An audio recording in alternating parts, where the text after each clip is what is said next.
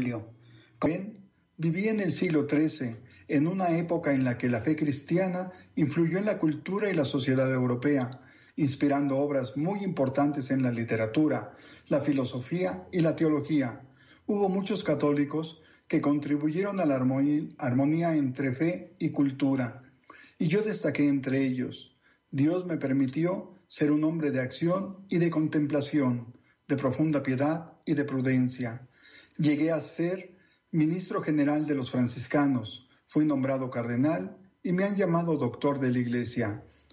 Quiero compartir con ustedes las maravillas de mi encuentro con el misterio. Cuando era muy pequeño, enfermé gravemente. Ni siquiera mi padre, que era médico, esperaba salvarme de la muerte. Entonces, mi madre recurrió a San Francisco de Asís, quien a sus 35 años me acercó a su corazón y me dijo: «Buena ventura», que significa buena suerte, éxito, y quedé curado. Y en verdad que tuve buena suerte y éxito en toda mi vida. Por este milagro que Dios me permitió a mis 4 meses de edad, y por ver el testimonio de vida de los frailes, cuando fui mayor cambié mi nombre de Juan por el de Buenaventura al entrar al convento franciscano. Ahí tuve la oportunidad de conocer bien la obra de Francisco de Asís. Y la razón que me llevó a amar tanto su vida fue que se parecía al inicio de la Iglesia. La Iglesia comenzó con simples pescadores y después se enriqueció de doctores muy ilustres y sabios. La obra de Francisco no fue establecida por la prudencia de los hombres, sino por Cristo. Como Dios me permitió estudiar mucho, al madurar en mis reflexiones, cuyo tema central siempre fue Cristo, me convertí en uno de los teólogos más importantes de la historia de la Iglesia. Dicen que mis comentarios sobre mi libro Las Sentencias, escrito a mis 27 años, fue un gran logro teológico para gloria de Dios. Mi consejo el día de hoy para todos ustedes es que conozcan profundamente a Jesucristo nuestro Señor, para que al conocerle le amen y amen su rostro en todos nuestros hermanos. Bendiciones. Gracias, San Buenaventura. ¿Qué les pareció? A ver, Radio Escuchas, esta breve cápsula donde precisamente San Buenaventura nos narra parte de su vida y ese encuentro con el misterio que él tuvo, porque recuerden que nuestro programa pues es precisamente que nosotros conozcamos cómo los santos tuvieron ese encuentro con el misterio. Y muy importante lo que nos acaban de comentar acerca de su propia vida, San Buenaventura. Y otra parte también de este encuentro con el misterio es que él dedicaba mucho tiempo a la oración y su rostro alegre y sereno era el reflejo de su alma. Sin embargo, empezó a considerarse indigno, lleno de faltas y algunas veces se abstenía de comulgar, a pesar de que su alma lo deseaba con todo su amor. Pero Dios le mostró su misericordia y tuvo una revelación divina, en la que recibió la comunión. Desde aquel día, San Buenaventura comulgó normalmente y luego se preparó a recibir el orden sacerdotal. Imagínense qué emoción, precisamente Dios, ¿verdad?, le da la comunión. Qué grande alma, qué pura alma debió de haber sido para que precisamente el Señor directamente le diera la comunión. Este es por esos tiempos que muchas veces él dedicaba a la oración. ¿Qué nos puedes compartir, Víctor, de este gran santo? Bueno, algo que a mí me llamó muchísimo la atención es que San Buenaventura representa a la escuela franciscana que, inspirándose en San Agustín, se opone al aristotelismo de los dominicos y sostiene que la filosofía y la razón no se encuentran en la base de la teología ni en la culminación del conocimiento de la divinidad, pero sí en el camino que conduce el alma hacia Dios. Muy bien, ¿y tú, Ivonne, qué nos puedes compartir acerca de este gran santo? Bueno, pues que para él, bueno, él empezó a surgir, ¿verdad?, en el siglo XIII, cuando justamente estaba floreciendo todo lo que tenía que ver con las bases del Renacimiento, ¿no? Esta época en la que se dio un gran auge de filósofos y de personas que se dedicaban a investigar o a proponer teorías sobre los conocimientos que habían de regir al mundo. ¿Qué más? Bueno, pues también él destacó por su espíritu académico, su lealtad, esa agudeza. Al mismo tiempo, pues él era sutil en sus observaciones hacia los demás. Él era una persona con mucha piedad, ¿verdad? No era una persona que por saberse sabio agrediera a los demás. Al contrario, era muy humilde, muy piadoso. Muy bien. Pues fíjate que en una ocasión Guillermo de Saint-Amour hizo en la obra titulada Los peligros de los últimos tiempos un ataque directo a San Buenaventura, ataque que el santo contestó con un tratado sobre la pobreza evangélica, titulado Sobre la pobreza de Cristo. En una ocasión, Santo Tomás de Aquino fue a visitar a San Buenaventura cuando escribía sobre el pobre de Asís, porque pues él conoció a San Francisco de Asís. Al llegar, lo encontró en su celda en plena contemplación. Santo Tomás se retiró diciendo: dejemos a un santo trabajar por otro santo. Esta obra biográfica se llamó La Leyenda Mayor. ¿Tienes algo más que compartir, Víctor? Algo acerca de sus escritos es que San Buenaventura escribió un tratado sobre la vida de perfección, destinado a la beata Isabel, hermana de San Luis IX de Francia, y a las clarisas pobres del convento de Longchamps. Otras de sus principales obras místicas son el Soliloquio y el Tratado sobre el Triple Camino. Y les quiero compartir rápidamente una pequeña parte de la vida de perfección. La perfección del cristiano consiste en hacer perfectamente las cosas ordinarias. La felicidad en las cosas pequeñas es una virtud heroica. O sea, hacer de las cosas ordinarias cosas extraordinarias. ¿Qué más nos puedes compartir, Ivonne?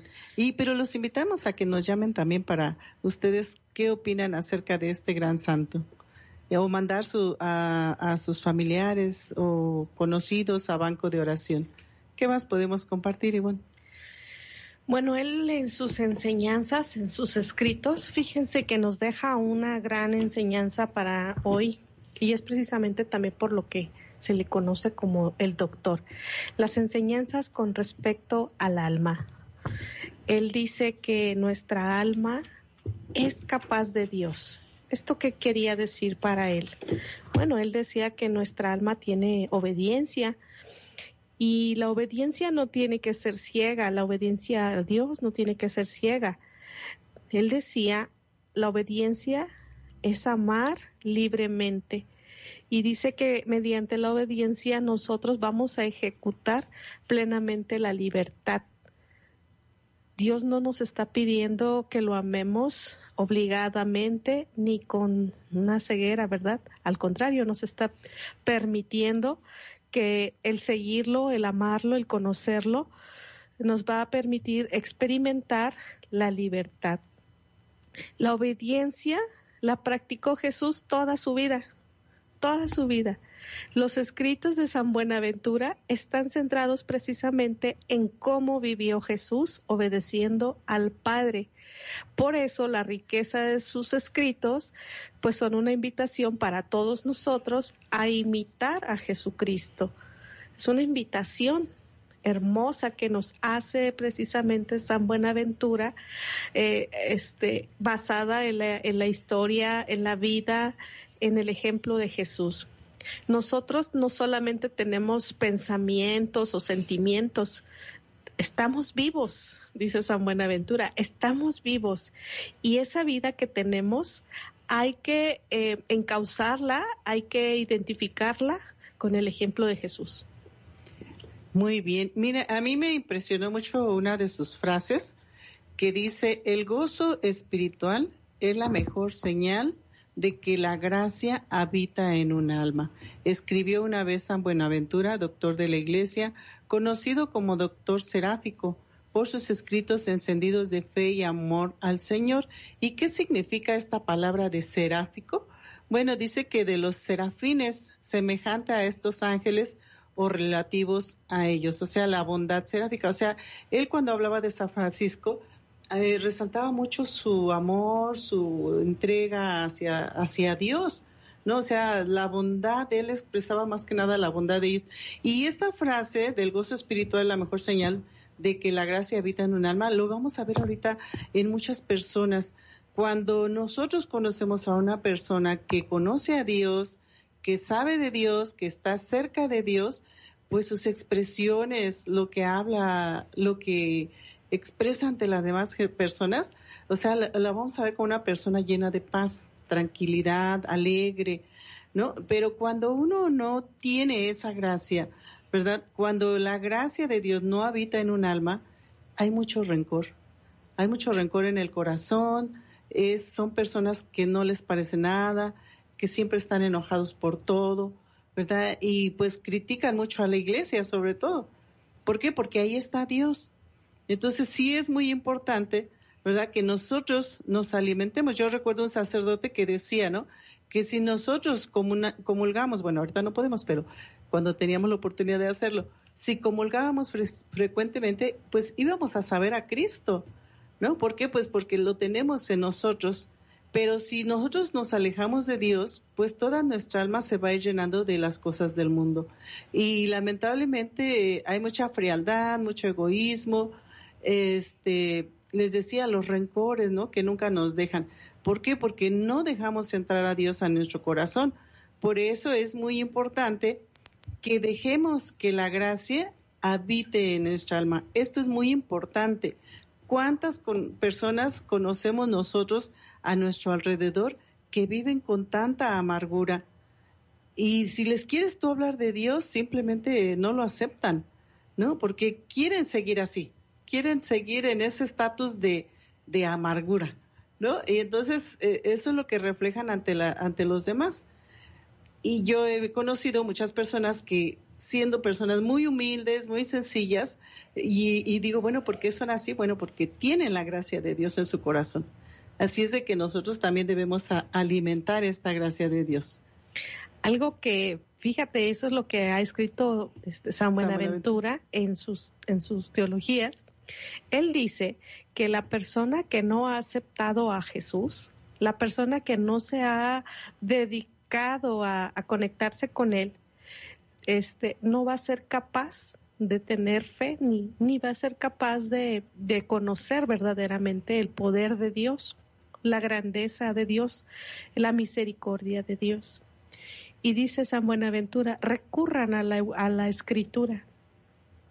Por medio de la Escritura nosotros vamos a poder acercarnos a Dios, a conocerlo. Y dice él, y esto se lo dijo, fíjense, a los grandes teólogos de su época, que pues se jactaban de dar buenas cátedras o cátedras a los laicos de aquellos días, basados en conocimientos, basados en cosas científicas. Y entonces les dice San Buenaventura, hay que cimentar la fe también en la filosofía y en la teología, pero la persona que no recibe a Jesús, la persona que no conoce a Jesús, pues no va a tener esa fuente de fe, no va a tener esa fuente de conocimiento. Sin esa fe, nosotros no podemos penetrar realmente en el misterio de la revelación. No vamos a poder entender nunca la misericordia de Dios en la vida cotidiana, en el encuentro con Dios, en la vida que a nosotros hoy nos está rigiendo. Preguntémonos cómo hoy está presente Dios en mi vida. Y hagan la prueba ustedes, qué tanto o qué tan profunda es esa respuesta en base a los conocimientos o a la cercanía que tienen con Dios. ¿Qué tan cercanos son con Dios? ¿Y qué tan profunda es esa respuesta? Si hoy te preguntaran a ti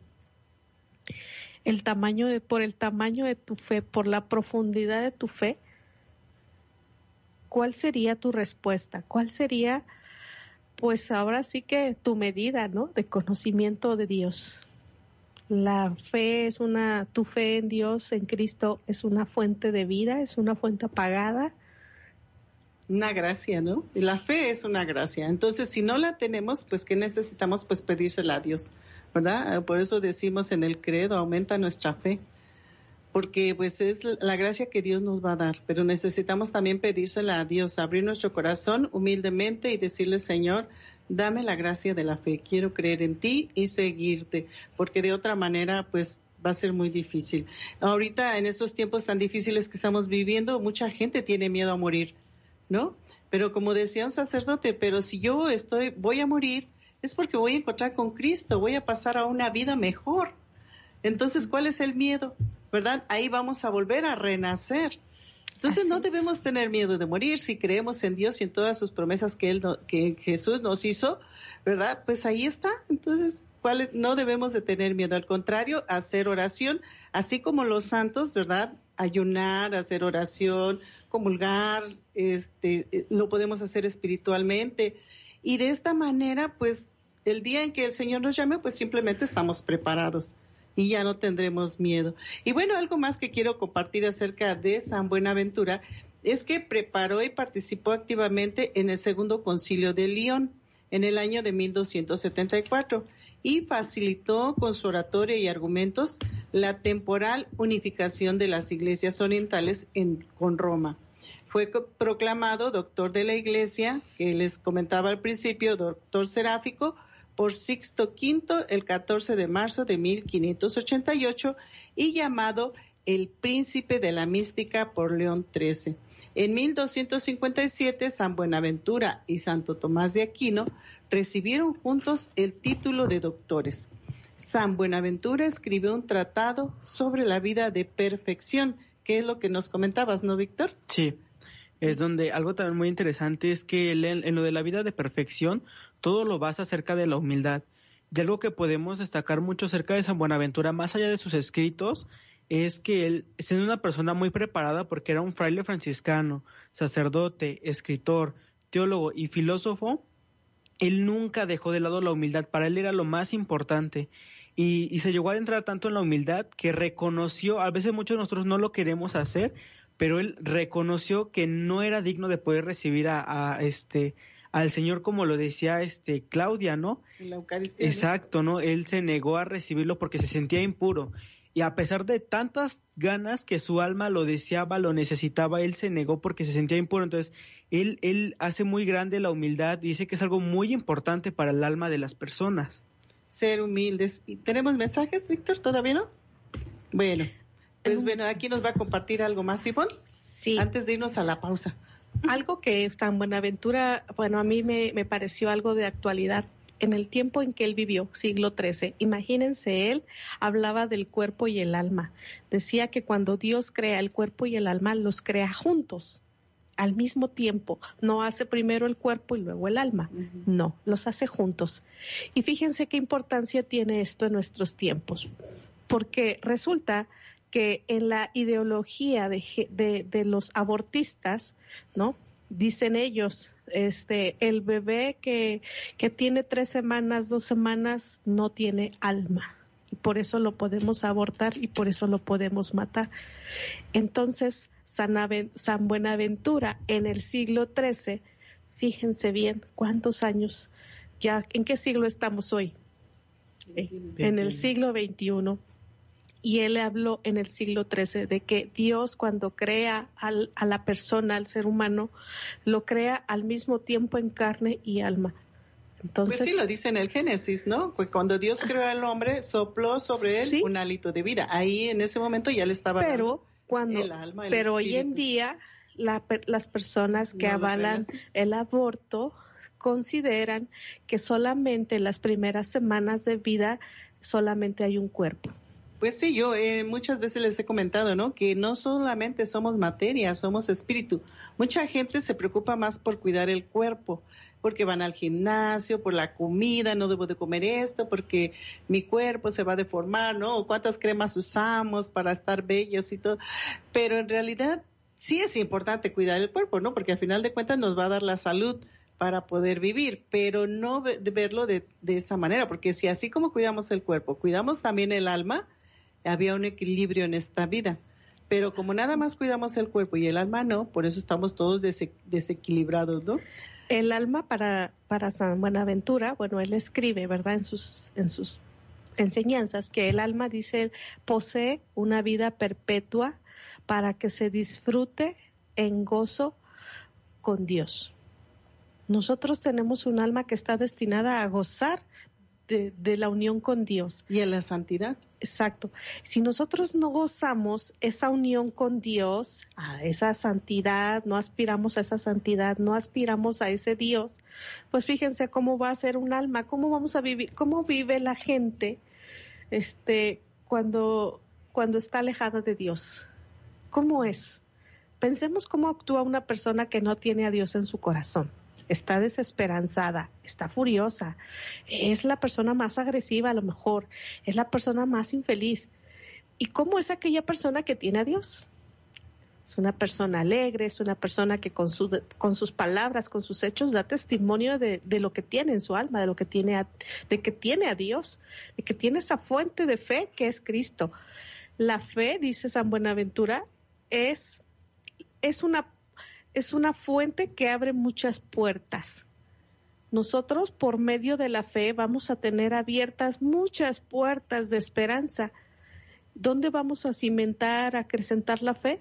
En las Escrituras, en Cristo. Si no tomamos en serio esta fuente, pues créanme que ahorita en estos tiempos donde mucha gente se siente sola, se siente abatida, se siente pues debilitada en su fe tal vez, ojalá que tomen la iniciativa, la decisión, ¿verdad?, de acercarse a las Escrituras, de acercarse a recordar esa fe. El alma tiene memoria. El alma, al volver a leer las Escrituras, al centrarse en Jesús, el alma va a volver a llenarse de vida. Pues sí, así es de que nuevamente los invitamos a acercarse a Dios, a abrir su corazón, así como los santos que son seres humanos como nosotros alcanzaron esa santidad por creer en Dios, así lo podemos hacer nosotros. Tú lo puedes hacer desde el lugar donde te encuentras. Buscar la santidad, buscar a Dios. Y bueno, nos vamos a una pausa. No se vayan y regresamos en unos minutos. Gracias por estar aquí. Comuníquense con nosotros. Su programa Encuentro con el Misterio.